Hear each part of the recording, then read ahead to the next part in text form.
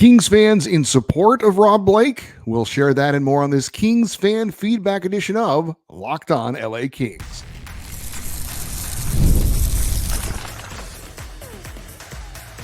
You are Locked On Kings, your daily podcast on the Los Angeles Kings, part of the Locked On Podcast Network, your team every day. Hey, Kings fans, welcome to Locked On LA Kings, part of the Locked On Podcast Network, your team every day. Thanks for making Locked On LA Kings your first listen every day. We are free and available wherever you get your podcasts. We'd love for you to leave us a positive comment on Apple Podcasts if you like the show.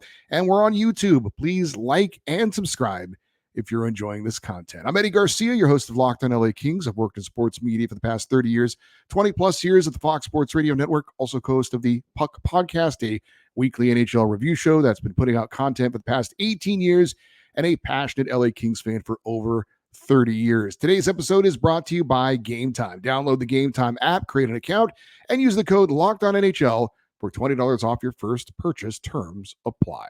One quick note to pass along before we get into your emails. The LA Kings did make a little news today. On Friday, they signed their first-round draft pick from the 2024 draft, forward Liam Greentree, to a 3-year entry-level contract worth $877,500.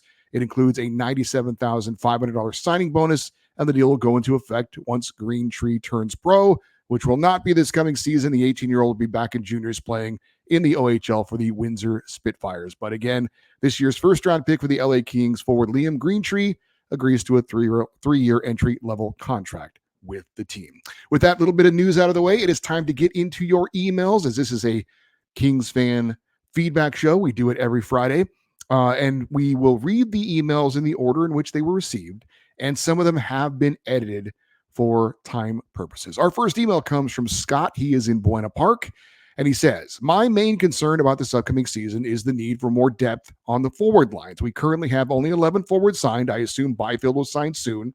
Obviously, this is before Quentin Byfield signed his contract. Kaliev will be traded. This would bring us to 12 on the roster. This leaves Fogemo, Lee, and Madden as the likely players to fill holes. Injuries will happen, and if we rely on these players as backups, we will be hurting.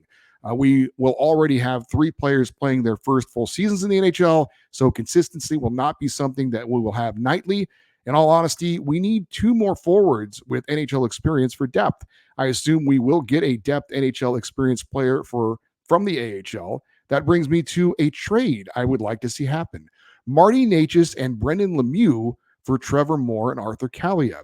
This is a challenging trade. I like Moore, and he has a great cap hit for what he does, but we will be trading for a younger player that would be a right-handed shot, and Moore is the needed cap hit to make the trade work. I could see this line being the number 1 line for 4 years to come: Fiala, Byfield, and Necas. We could have done this trade without Moore if Blake hadn't overpaid for Edmondson. Edmondson will go down as a bad signing just because the cap hit is too much, $2 million more a year, and we could have had Roy back. Roy is a much better bargain. I don't hate Edmondson. I hate his contract. As for what I think will happen, Kaliev is going to be traded for a second-round pick to Chicago. So there you go. Scott in Buena Park chiming in there with some interesting ideas. I will say, first off, I totally agree with you about the depth at forward for the LA Kings. We are very thin there. Any significant injuries, and we will be in some trouble for sure. As for your proposed Trevor Moore for Marty Necas deal, Moore's 29, Necas is 25, so you're right, he is a younger player. Moore has 76 goals and 175 points in 345 career games. Last season, a career high 31 goals and 57 points. Necas is a right-handed shot, as you pointed out. He has 97 goals and 243 points in 362 career games, all in Carolina. Last season, in 77 games, he had 24 goals and 53 points. So Moore is signed for 4 years, making $4.2 million. And Necas is a restricted free agent. He has salary arbitration rights. As a matter of fact, he's got a hearing scheduled coming up on August the 4th. He's coming off a 2-year, $6 million contract, so he made $3 million a year over the last 2 years. So Marty Necas is younger. You're right, he is a right-handed shot. Over his career, he's been more productive than Trevor Moore, although Trevor Moore had a better season last season than Marty Necas did. So if I'm the LA Kings, would I make this deal? Absolutely. Now we don't know the contract that Marty Natchez is going to eventually sign. It would have to be some sort of a sign and trade, I would think. But he is younger. He's a right-handed shot, and he has a better career so far than does Trevor Moore. Why would Carolina want to make this deal? However, I guess it's because Trevor Moore is signed for 4 more years at a very reasonable rate, and we don't know what Marty Natchez is going to sign for.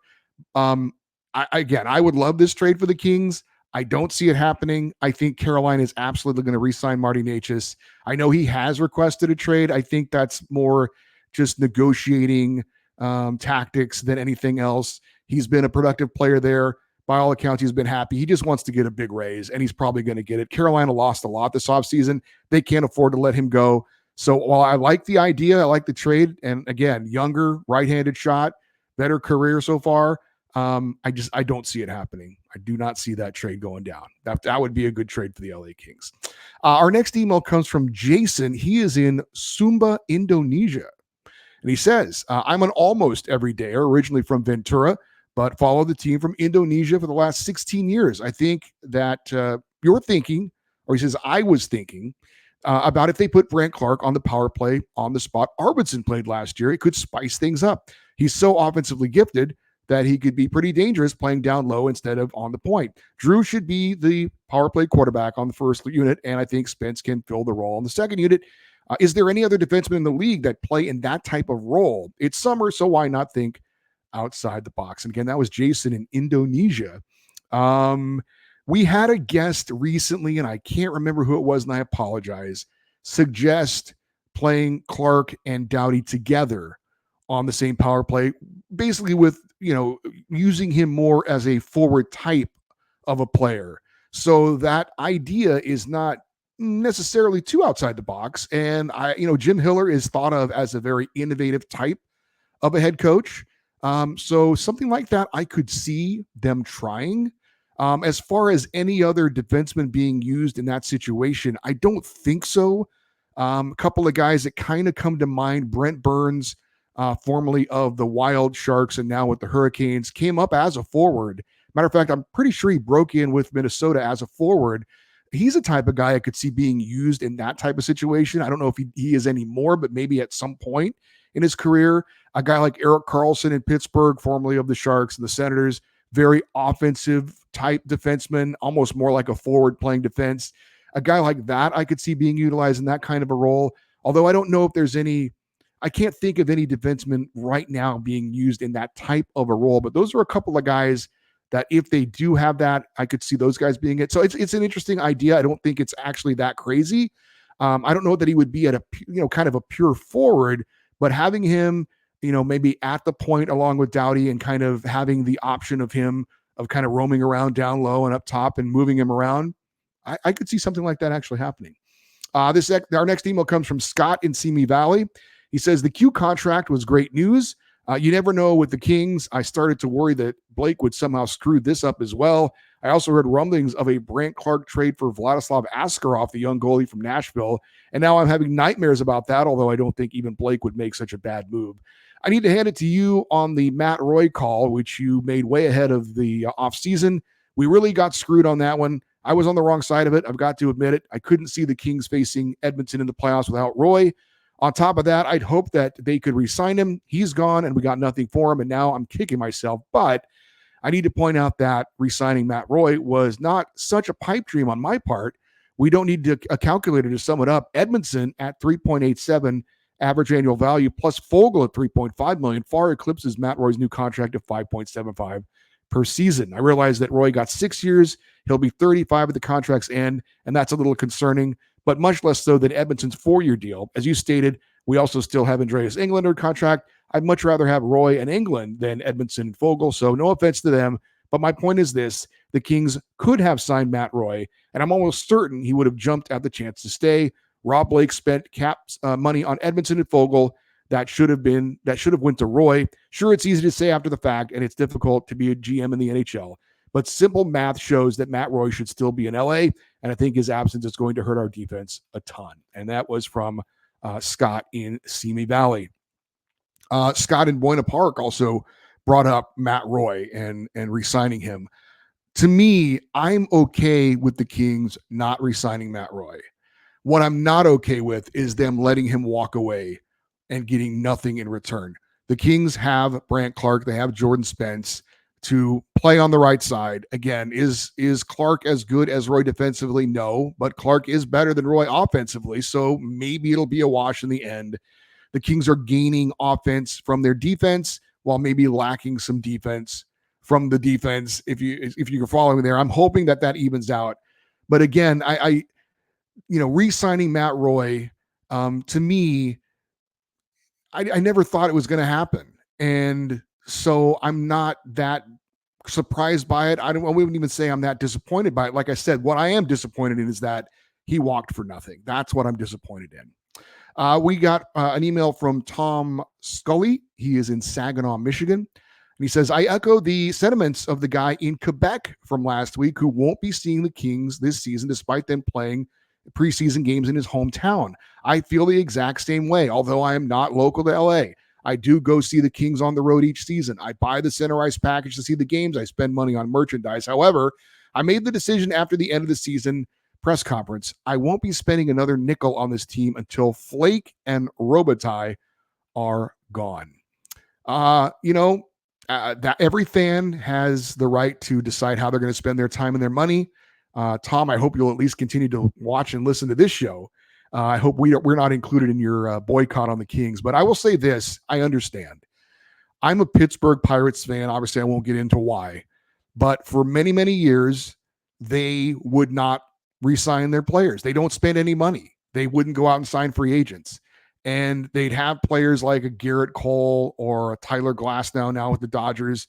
They drafted these guys. They developed them. And then when they played well and it was time for them to pay them as free agents, they would trade them away and get more draft picks. And there would be a cycle that they would go through over and over again. And my philosophy was, if you don't care, why should I care?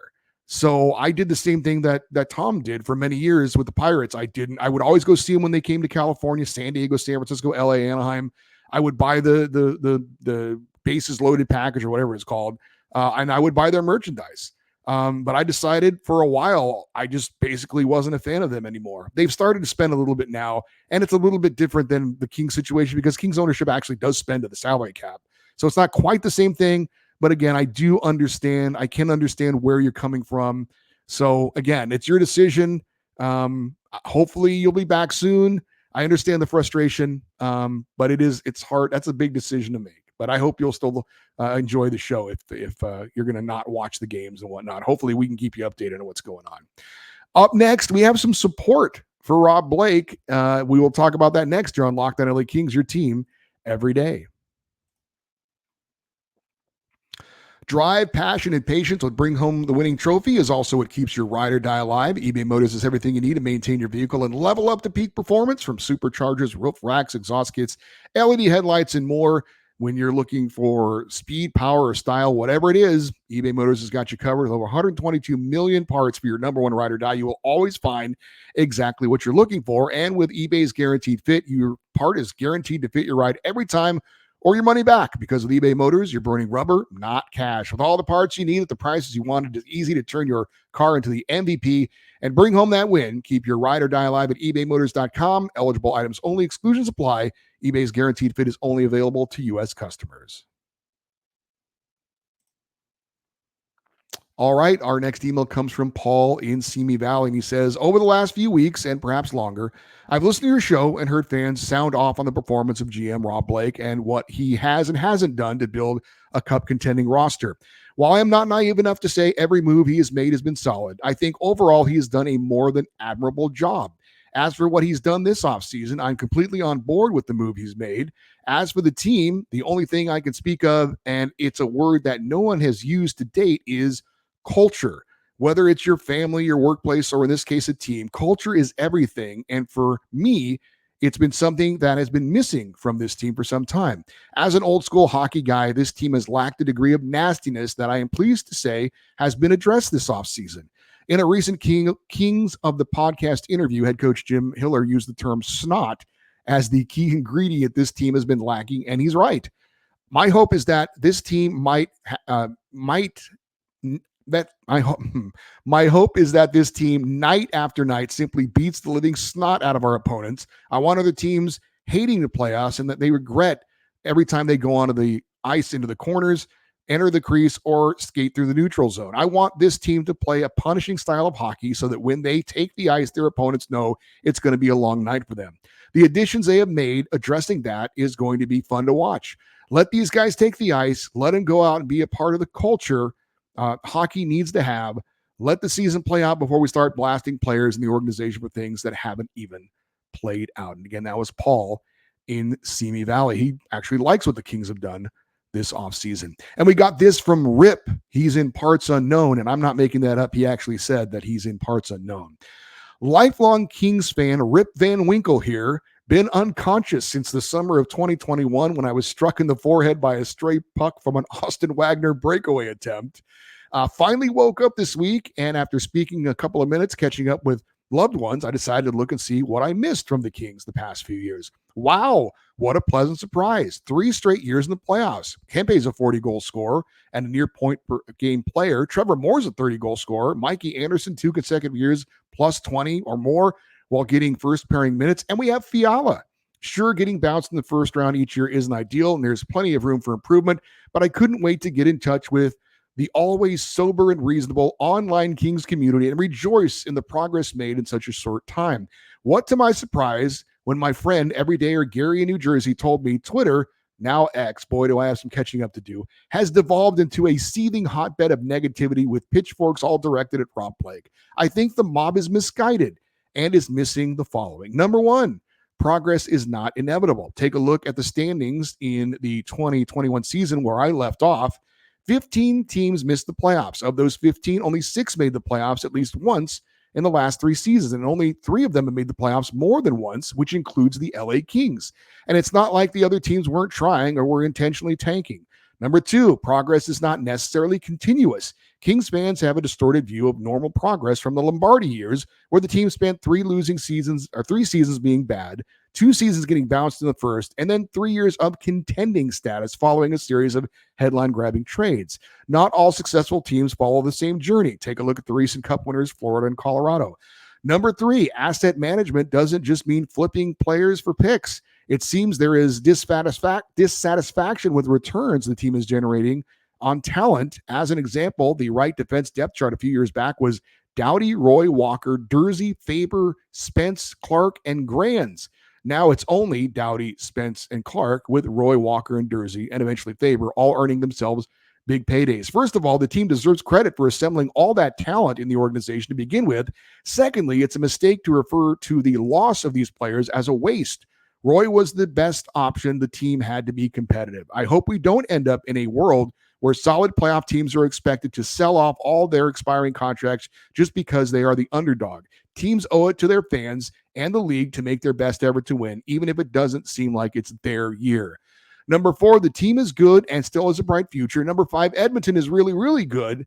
No one other than Cup champions have beaten them the past 3 years, so maybe we should take it easier on management. And again, that was from Rip in parts unknown. I love it. Great email. I have to admit, when it comes to social media, it can be a soul-draining, negative place. Although there's some great things about it too, connecting with fans and things like that. But it's a very negative place. They're sure about that. I will just say again, look, Rob Blake has made his mistakes, and I do get a lot of what Rip is saying. But the Matt Roy call was a very, very tough call. And I do get the point he's making with that. But again, for me, you can never let a player like that walk away for nothing. A player that you can get a first round pick for, a player that you don't feel you're going to be able to re-sign. I know it made the Kings a less competitive team in the playoffs by trading him at the deadline. But let's be totally honest. As much as I really like Matt Roy, the Kings winning the Cup, Matt Roy was not going to make the difference between the Kings being a Cup contender or not. So again, that's the one thing I will continue to harp on. You cannot let players like that walk away for nothing, period, end of story. But great email from Rip. The next one comes from Johnny Embers. He's in Phoenix, Arizona. He says, I'm not sure what is worse, the Matty Nordstrom years when we were sure we would be most likely a bad team, or now when there seems to be complete uncertainty. Also, just kind of hurt to see another good left-hand shot defenseman in Tobias Bjornfoot get underused and then stolen in waivers. Sure, he was never flashy, but never a liability, and 100% better for the offense than England or Edmondson. Oh, yeah, he skated the cup around this year. At least one King got to. Both he and Matt Roy are tragedies in asset management. Meanwhile, we have Mikey Anderson for an eternity, and I believe he's one of the worst in the NHL at clearing the defensive zone with the puck. How many of those went in our own net? Anyone could look better playing with Doughty. I also can't help feeling our Kings have lost their heart and soul somehow, and that Kopi and Drew no longer can carry the team on their own. And that, again, was from Johnny in Phoenix. Yes, Tobias Bjornfoot, if you didn't know, was on the Florida Panthers, and he did get to skate around with the Stanley Cup. But let's not, come on. He didn't play 1 second in the playoffs. He was on the roster. He was on the playoff roster. And he, as a result, he did get to put his uniform on and skate around with the cup. And good for him. But, he's not going to get his name on the cup. He was a non-factor for that team. And, to me, he was just a guy. I'm not losing any sleep over him not being on the Kings anymore. Mikey Anderson may not be the best puck mover in the league, but he does a lot of unsung things defensively that keeps other teams from getting quality scoring chances. So I don't have a problem with having a solid defensive defenseman on our team for many years to come. And I will say I would take this group of Kings and what has happened lately over any of those Kings teams from the mid-90s to early 2000s. I mean, the Kings had 104 points season before last. Those Kings teams back in the mid-90s and 2000s, we were lucky if they got close to 70 points. So, no, I would, if you're asking me to choose between those teams and the teams we have now, I'm taking our teams now every time. We've got more of your emails coming up here on Locked On LA Kings, your team every day. Hey, Gametime takes the guesswork out of buying tickets. I have used Gametime to buy tickets to NFL, college football, and NHL games, and I'm a very satisfied customer. You can always get super easy deals, and the app is very easy to navigate. Just go on, tap on the listings, sports, music, shows, and they will list the tickets and the best deals available. Want to go see the Dodgers Red Sox for $44? How about LA Galaxy tickets for $24 on Gametime right now? And again, it is easy to search for the tickets to teams and events. You get the lowest prices guaranteed, or Gametime will credit you 110% of the difference. Take the guesswork out of buying tickets with Gametime. Download the Gametime app, create an account, and use the code LOCKEDONNHL for $20 off your first purchase. Terms apply. Again, create an account, redeem the code LOCKEDONNHL for $20 off. Download Gametime today. Last minute tickets, lowest price guaranteed. Our next email comes from Scott in Vegas, and that reminds me, I did want to let you guys know I'm going to be in Las Vegas on Saturday, August the 3rd. I'm there for a fan get-together for the radio show that I'm on the Fox Sports Radio Network, the Ben Maller Show. We're having a get-together of listeners from that show, and I see absolutely no reason why that can't include any Locked On LA Kings fans that are in Las Vegas or the Vegas area.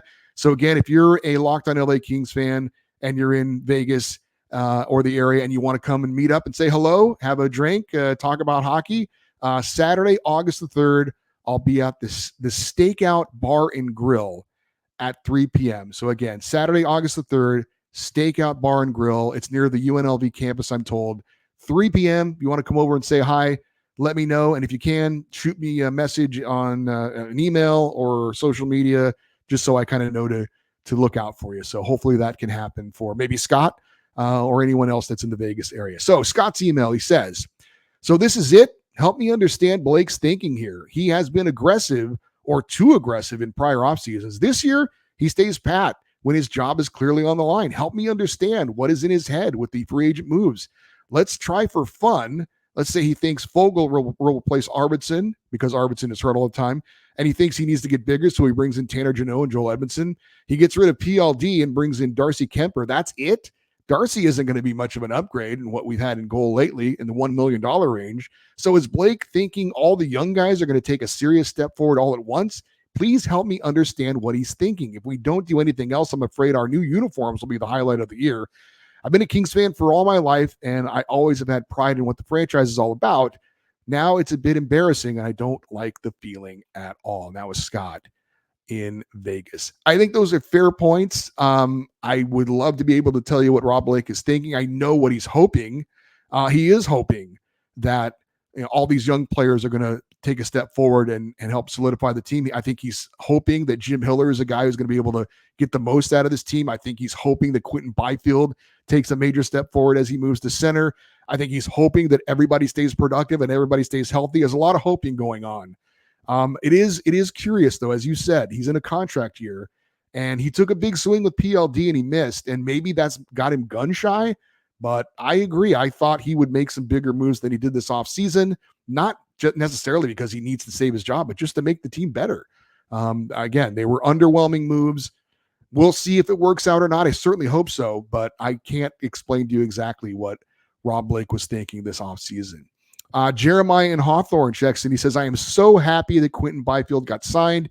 Now Jordan Spence and Arthur Kaliyev need to get signed. What is the worst case scenario if Spence doesn't sign with the Kings? I would feel kind of disappointed if they didn't bring Spence back. Okay, well, Jeremiah, here's the thing. Jordan Spence is a restricted free agent, so he is going to return to the Kings almost certainly. The Kings have his rights. The difference between a restricted and an unrestricted free agent is the unrestricted free agent can go sign with anybody he wants. The restricted free agent is going to re-sign with the team he's under contract with, or not under contract with, but has his rights. That's the LA Kings. The only way that Jordan Spence is not going to be on the Kings is if he decides he doesn't want to play for them anymore and he's going to hold out and he demands a trade, which I don't think he's going to do. Or if another team signs him to an offer sheet. Now, let's just say the Anaheim Ducks want to get Jordan Spence. They offer him a 2-year deal worth $4 million. The Kings then have the opportunity to either match that deal or let him go and get draft pick compensation in return. The thing is, nobody makes these offer sheets anymore. It was something that it's not done. And if anybody was going to do it, a guy like Quentin Byfield would be a guy that a team might make an offer sheet for. But a guy like Jordan Spence is not going to happen. So again, the Kings are going to re-sign him because he's a restricted free agent. They hold his rights. It's just working out the deal. So he's not going anywhere unless there's a really unforeseen circumstance that happens. We got this email from Kurt, and he did not list where he was from. So Kurt, if you ever decide to email again, I hope you will include your location just because I love that. He says, I just started listening to the podcast and I just finished the Top 10 Trades podcast. I've been a Kings fan since the late 70s. I understand no list will satisfy everyone and there will be disagreements out there, but there is absolutely no way the Bernie Nichols for Tomas Sandstrom and Tony Granato trade should not be in the top 10. I'd rank it number 4 after your top 3. The argument that they didn't win a cup is mute, as neither did any of your top 3. On a side note, really enjoyed the podcast, but I truly believe this was a big swing and a miss. Kurt, I appreciate that. And in hindsight, I will agree with you. That trade should have been in the top 10. Tomas Sandstrom and Tony Granato were 2 very solid Kings for a number of years.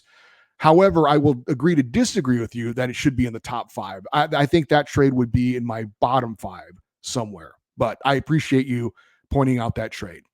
Brian in Los Alamitos says, I was just wondering if the Kings held their reunion for the 2014 Stanley Cup Championship team. I remember when I saw that group photo from 2012, I was so happy to see the team reunite to celebrate their Stanley Cup win. I have not heard any news or seen any photos from the 2014 reunion, so I'm not sure if they had the reunion or they kept it private. Would love to see Marian Gaborik, Jake Muzzin, Robin Regeer, Tyler Toffoli, Tanner Pearson, and Martin Jones in the group photo from this year's reunion. Well, we did, Brian, have Mike Fuda, the former assistant general manager of the Kings, on a show, I think about a month ago, when he was talking about reminiscing about the anniversaries of the 2 Stanley Cup winning teams. And he told me that there is a reunion coming up. I'm almost positive he said it was in early August. So I don't believe that reunion has happened yet. But when it does, I think we could definitely get Mike Fuda back on the show to talk about his time at the reunion and maybe share some stories. So I don't believe it's happened yet. I think it's happening here in the next couple of weeks if my memory is clear on that one.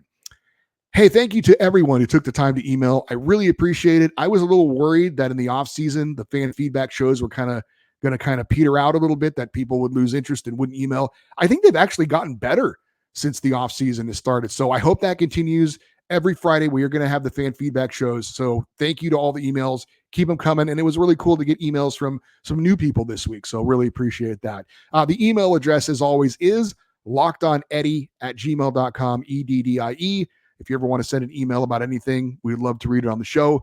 You want to stay connected with the show on social media, X, Twitter, Instagram. We are at Locked On LA Kings. For you everydayers, those of you that listen and watch Locked On LA Kings every day, we'll have a full 5 days of shows coming up next week. Couple more weeks. We're going to be Monday through Friday. And then in a couple of weeks, we're going to switch to 3 days a week, Monday, Wednesday, Friday. But we'll still have the Friday shows. We'll still have the feedback shows every Friday going forward until we get back into 5 days a week coming up in September. I'm Eddie Garcia. Thank you for listening and watching this episode of Locked On LA Kings, part of the Locked On Podcast Network, your team every day. Have a great weekend. We'll talk to you on Monday. And as always, go Kings, go.